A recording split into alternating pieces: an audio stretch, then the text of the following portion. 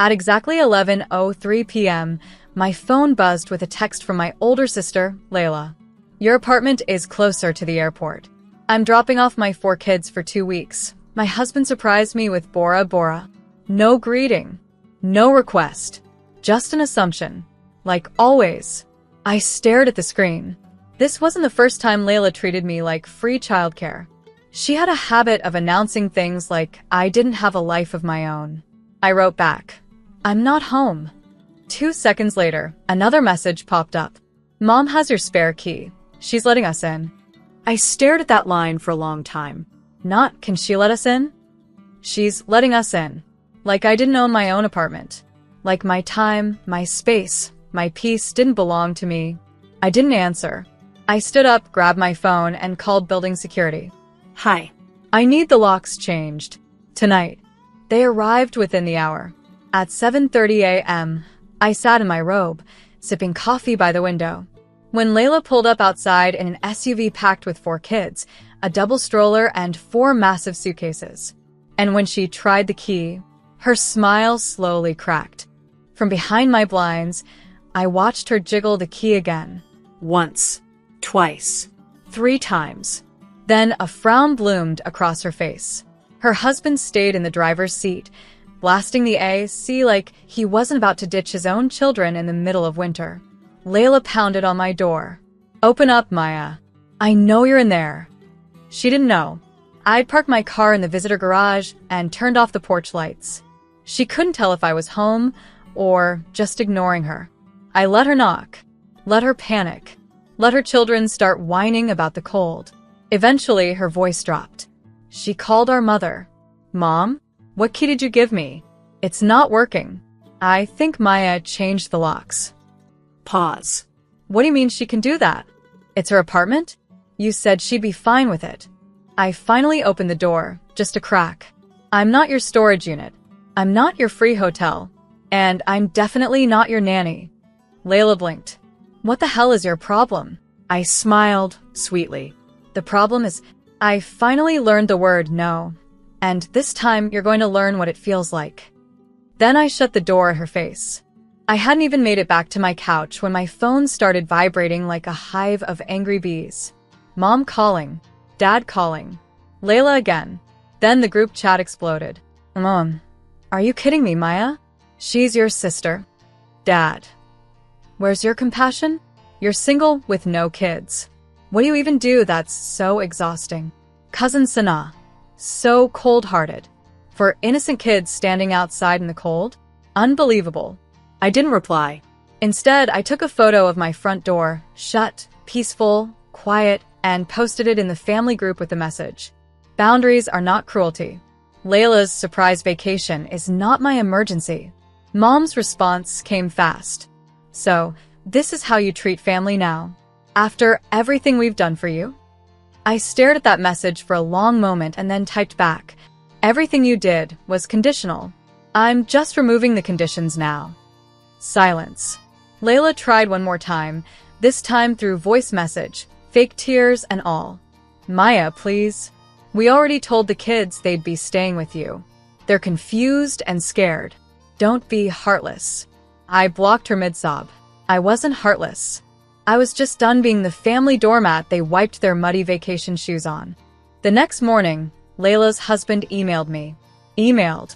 A full-blown guilt-ridden paragraph about how children shouldn't be punished for adult disagreements and how the family expected better from someone with a degree and a good job.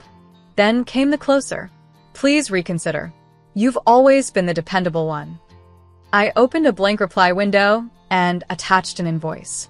Yep, an actual invoice. I titled it, Services Rendered, Unpaid Babysitting, Housing, Groceries, Utilities for Years. Total, $48,320. Itemized. Documented. With dates. I hit send.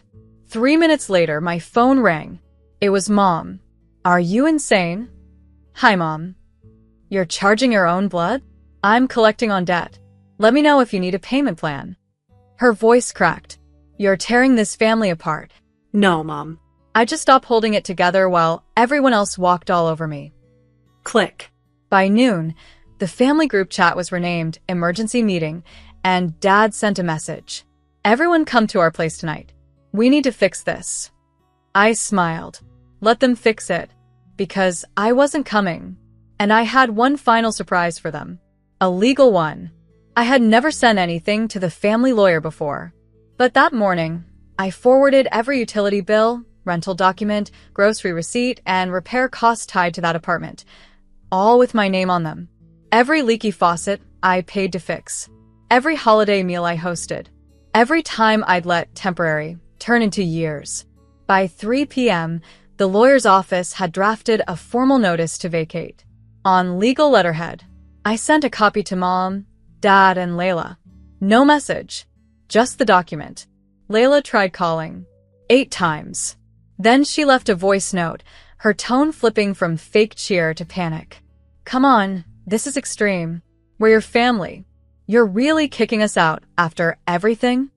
I didn't reply, but I did drop off printed copies of the notice at my apartment that evening, just as Layla and her husband were returning from a grocery run. Her husband took one look at the letter and went pale. You wouldn't dare, he muttered. I handed him the envelope. This is me daring. They stared at me like I'd become someone else. Maybe I had, because the old me wouldn't have stood tall like this. And the old me definitely wouldn't have done what I did next. The next day, I booked a 2-week solo trip to Italy. Not to escape, to celebrate.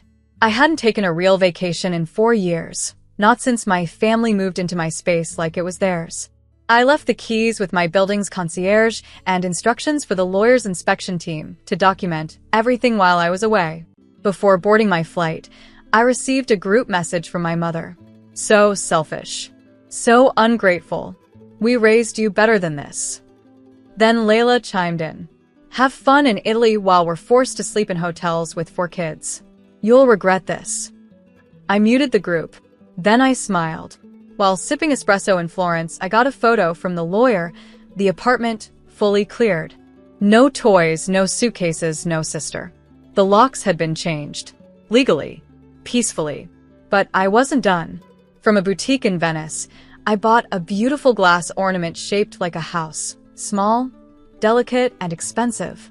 I shipped it home with a note. This is the only house of mine you'll ever live in again. It was petty. It was poetic.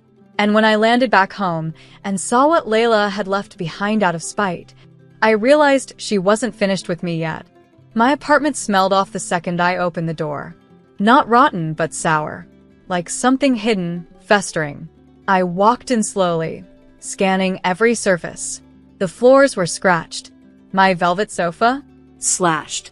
My favorite porcelain lamp from Prague lay shattered in a box marked fragile. Then I opened the freezer and gagged. She'd stuffed it full of raw meat. Unwrapped. Bloody. Left to rot for 2 weeks. On the mirror in red lipstick were the words, "Enjoy your empty life." I didn't cry. I didn't even curse. Instead, I turned around, walked out, and called my lawyer. Layla thought she'd won by leaving behind a mess. What she didn't realize was that the lease had been under my LLC, not my name. And every item inside? Insured, cataloged, and on record, from the designer rug to the custom coffee table. By nightfall, I had sent her an official legal notice. Not for emotional distress, but for property damage, violation of tenancy, and malicious vandalism. My lawyer smiled on the phone. We'll see her in court, and we'll bury her in paperwork first. But before that, I had one more surprise. One she'd never see coming. 2 weeks later, Layla showed up at my building with fake tears and an envelope of apology cookies. I overreacted, she sniffled. Maybe we both said things we didn't mean. I didn't invite her in. I didn't even blink. I handed her a thick envelope instead. What's this? She asked. Notice of claim, I replied. Also, the footage. Her smile faded. What footage? The security footage of you dragging furniture, scratching my floor, and spray painting my bathroom wall. Plus, the concierge's written report. He remembers you well. She went pale. I was just upset. That's between you and the judge now, I said coolly. Also, since the unit's under my LLC, and not technically my primary residence. The damages are a commercial violation. Triple penalties. Layla staggered back. You wouldn't. I already did, I said, then turned and walked away. The case moved fast. Layla had no defense. Her Bora Bora photos, timestamped, destroyed her emotional distress narrative. By spring, she was $28,000 in debt, evicted from her condo, and blacklisted from 3 rental agencies. Meanwhile, I upgraded to a new apartment 2 blocks over. Higher floor, better view, 0 memories. Sometimes silence isn't weakness. It's the start of strategy.